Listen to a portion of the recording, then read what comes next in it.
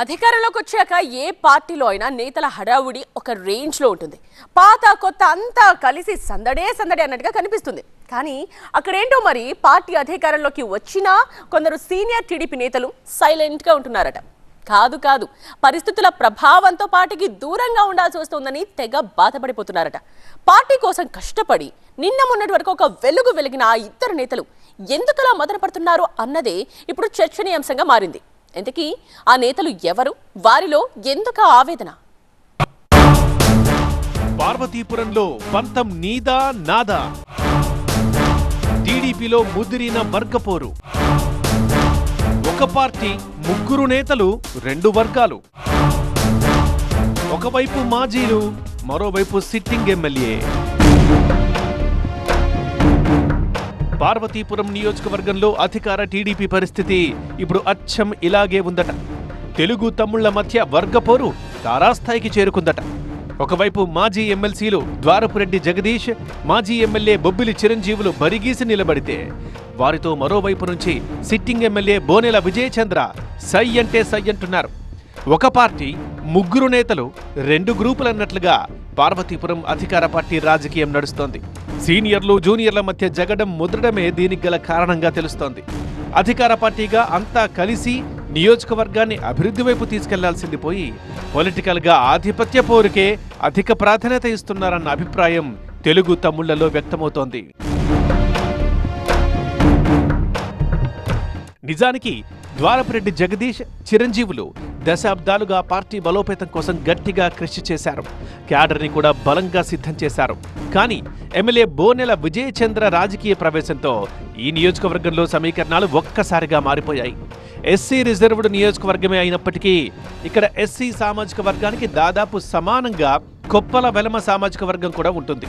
అలా జగదీష్ తన యొక్క సొంత సామాజిక వర్గమైన కొప్పల వెలమల మద్దతుతో ఇక్కడ గట్టి ఆధిపత్యం సాధించారు.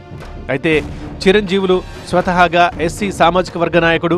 ఈయన 2014లో ఎమ్మెల్యేగా గెలిచి 19లో ఓడిపోయినప్పటికీ పార్టీ ఇన్ఛార్జిగా చురుగ్గానే పనిచేశారు. పార్టీ పట్టు సడలకుండా చూసుకున్నారు. జగదీష్, చిరంజీవులు ఒక టీముగా వ్యవహరిస్తూ గట్టిగా పనిచేశారు.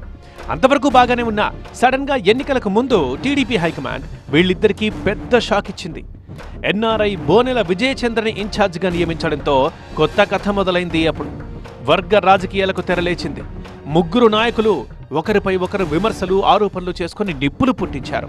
అయితే అధిష్టానం జోక్యంతో వివాదం తాత్కాలికంగా సద్దుమణిగి ఎన్నికల్లో కూటమి అభ్యర్థిగా పోటీ చేసిన బోనెల విజయం కోసం పనిచేశారు అంతా. ఇక అంతా కలిసే ఉన్నారని భావించేలోపు మరోసారి పరిస్థితి మొదటికొచ్చింది. ఎన్నికల ఫలితాల తర్వాత మళ్లీ విభేదాలు తలెత్తాయి. తన ఓటమి కోసం ద్వారపురెడ్డి జగదీష్, బొబ్బిలి చిరంజీవులు గట్టిగా పనిచేశారంటూ తీవ్ర ఆరోపణలు గుప్పించారు ఎమ్మెల్యే విజయచంద్ర. ఈ ఇద్దరిపై నేరుగా అధిష్టానానికి ఫిర్యాదు చేశారు. దీంతో ఈ ముగ్గురు నాయకుల మధ్య గ్యాప్ మరింత పెరిగింది. ప్రస్తుతం పార్వతీపురంలో టీడీపీ రెండు వర్గాలుగా చీలిపోయింది. ఈ ఇద్దరు సీనియర్లను ఎమ్మెల్యే విజయచంద్ర పార్టీ సమావేశాలకు కూడా ఆహ్వానించడం మానేశారట. పార్టీకి దశాబ్దాలుగా సేవలందించిన తమను ఇలా నిర్దాక్షిణ్యంగా పక్కన పెట్టారని, ఇదంతా కావాలనే చేస్తున్నారని మాజీలిద్దరూ తమ అనుచరుల దగ్గర ఆవేదన వ్యక్తం చేస్తున్నారట. పార్టీ అధికారంలోకి వచ్చినప్పటికీ తామంతా ప్రతిపక్షంలోనే ఉన్నట్టుగా అనిపిస్తోందని లోపల మథన పడుతున్నారట. అయితే ఎమ్మెల్యే విజయచంద్ర మాత్రం అంతటితో ఆగకుండా పార్టీకి వ్యతిరేకంగా పనిచేసిన వారికి ఎలాంటి నామినేటెడ్ పోస్టులు కూడా ఇవ్వొద్దంటూ అధిష్టానాన్ని కోరినట్టు తెలుస్తోంది. దీంతో జగదీష్, చిరంజీవులకు పూర్తిగా తలుపులు మూసుకుపోయినట్టు తయారైంది పరిస్థితి. ఈ దెబ్బకి నియోజకవర్గంలో వర్గపోరు మరింత ముదిరినట్లయింది.